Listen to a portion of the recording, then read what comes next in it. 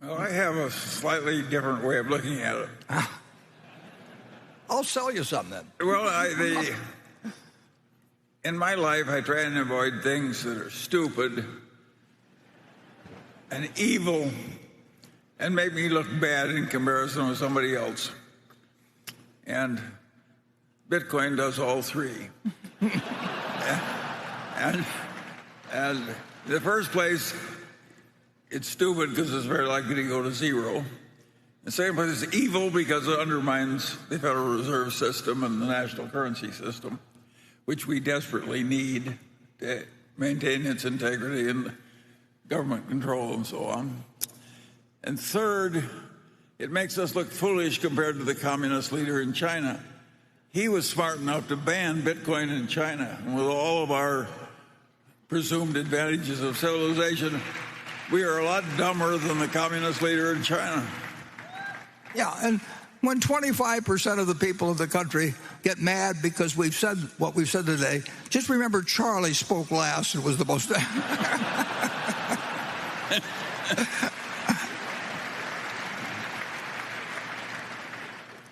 The one development that I really do think is actually important, but I don't know any way to do anything about it. But my general sense, and there's no way to prove it, but I essentially believe people are now behaving somewhat more tribal than they have for a long time. And, I mean, people are always going to be partisan, and they're going to have religious beliefs, they're going to have all kinds of things. But it gets pretty tribal. And I want to tell you, I speak from experience because I've been tribal. And, we're confessing today. Nebraska football is tribal. And when I watch a television set and I see our guys Nebraska step out of bounds by a foot, but somehow the ref misses it and calls it in, and then they show 6 replays, I'll continue to believe it was in, even though it's right in front of my eyes. They stepped out. That's tribal behavior.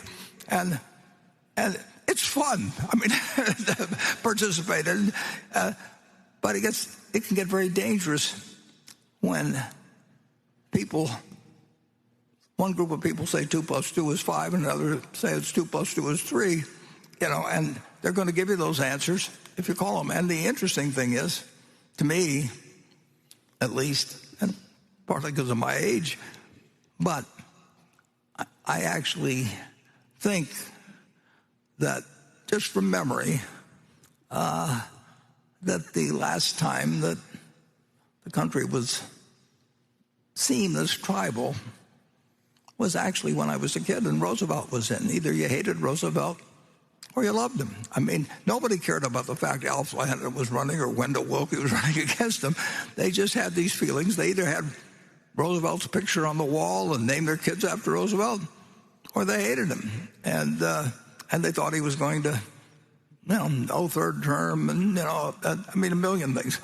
And the country was very, very tribal in the 30s, but Roosevelt's tribe was bigger. And in my opinion, they did some wonderful things, but I happened to grow up in a household where we didn't get served dessert until we said something nasty about Roosevelt. I mean, I'm speaking. And believe me, if you don't get dessert, you're going to say something nasty about Roosevelt. And so you trained them young, and all kinds of things. And so I think I've seen a period that it wasn't that way when, if Eisenhower was running against Stevenson or whatever it might be. I mean, people, they had a partisan behavior, and they had a certain amount of tribal always, but I don't think it's a good development for society generally when people get tribal, regardless. I mean, Crypto was another question that I got a lot of. I'll ask this one from Carl Moscatello, who says, crypto is a $2 trillion asset class. Are you willing to admit you missed something? Well, I certainly didn't invest in crypto. I'm proud of the fact I've avoided it. It's like, some venereal disease or something. I just regard it as beneath contempt. Some people think it's modernity, and they welcome a currency that's so useful in extortions and kidnappings and so on and so on, tax evasion, and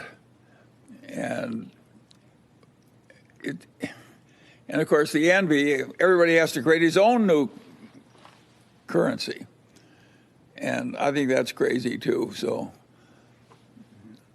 I'm not having any. I wish it had been banned immediately, and I admire the Chinese for banning it. I think they were right, and we've been wrong to allow it. Perhaps this is the appropriate follow-up then. This comes from Micah Mysick, who asks, Mr. Munger, you've been warning of the evils of cryptocurrency in the past. How do you feel about the Federal Reserve preparing to launch a central bank digital currency? Do you think that this will be beneficial or harmful to the strength and resilience of our markets?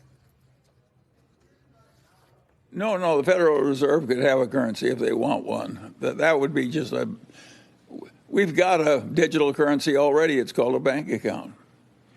The banks are all integrated with the Federal Reserve System. We already have a digital currency. Shifting gears, Charlie, I want to ask you about cryptocurrency, which you have been very negative about, calling it rat poison, and you hated the success of Bitcoin. But are you surprised that it's gotten even more mainstream since then? Well, I'm not survived. If you stop to think about it, it's an ideal currency if you want to commit extortion or kidnapping or have a protection racket or something. Why should a civilized government want an ideal, untraceable technology to come into the payment system run by a bunch of people who want to get rich quick for doing very little for civilization? Of course I hate it. I don't think it's good that our country is going crazy over Bitcoin and its ilk. I think the communist Chinese were wiser than we were. They just banned it. Any predictions on what's going to happen with crypto in the United States? No. You let a bad genie out of a bottle, God knows what happens. I think it was a huge mistake to allow it at all. And the truth of the matter is our regulatory establishment, when they quit the government, they go out into this heavily promotional capitalism. And so it's very hard to get the government to make good, wise decisions about something like Bitcoin. Charlie, last year, Robinhood, the new broker-dealer, issued a statement saying people are tired of the Warren Buffetts and Charlie Mungers of the world acting like they're the only oracles of investing. What's your response to that, and where do you stand on day trading apps like Robinhood? Well, I think if I were the benign dictator of the world, I would make it unfeasible to make short-term gains in securities, because we now mix up a legitimate activity, capital raising for enterprises that need money to do their capitalistic function, with a gambling casino where people come in and gamble. And those two functions, when they're mixed, as they are in a stock market or Bitcoin, create a speculative mess and a speculative orgy. And it's dangerous for the republic. It isn't good to have a lot of people trying to get easy money, for sure, just from gambling. And the people that are preying on them, the salesmen and the market makers, they're not the most admirable people either. So, no, I don't like it at all. As I say, most old men don't, of course.